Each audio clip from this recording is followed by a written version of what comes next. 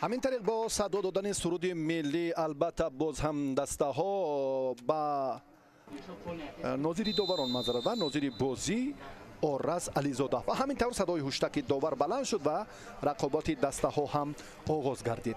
این کار فوتبالبازان استقلال به طور دیگر تبریز دولتمیر موفق نشد و بعدا هم در این مورد میلیچ مارکو فرصت بهترین فرصت بود و ببینید که اکنون حساب رو هم و ماس علیشیر جلیلوف باز کرد. چگونه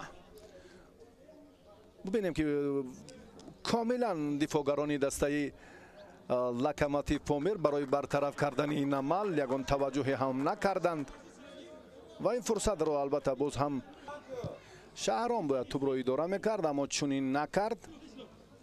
شریدین بابایف با سوی پیش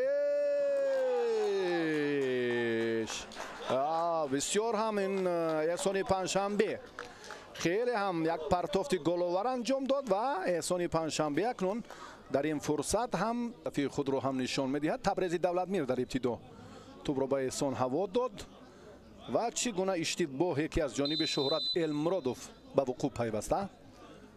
انا همین حالت شهرت به خطاگی راه داد و از این خطاگی هم داوری بازی امروزه عبدالله دولت و از ناحیه شهر نو وقتی اضافه به قسم اول تعیین کند. باز محمد مبارزه میبرد، توانیست که البته اینجا هم زود اما باز هم اشتباه رو اوی محمد دویمین گل علیشیر جلیلوف در بازی امروزه و بسیار هم محمد از همان خطاگی سرچشمه واقعا هم اندکی از ابتدا اگر از همان سرچشمه اشتباه اگر باز هم نظر بازیگزاری فوتبال بازی استقلال خیلی جالب است. حمدانی با سوی پیش و یک پرتافت سری وقتی بود داور اشاره ندارد یگان نقطه دیگر را که و بعد هم در نهایت این عمل جورایف کامیاب نشد. ثانیه های بشمار تا به خاتمه دیداری دسته ها در دور دهمی چمپیونات مملکت باقی مانده است. بله همین طور هم صدای هشتک داور بلند شد با حساب 0-3 دسته لکماتیو پامیر در دور دهم به ناکامی دچار شد.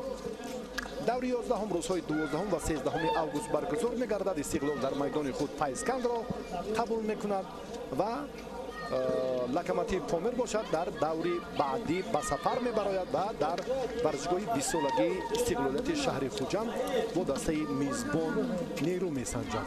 در این روز رگاتاداس در میدان خود با کلوب مرکزی ورزشی ارتش رقابت می‌کند.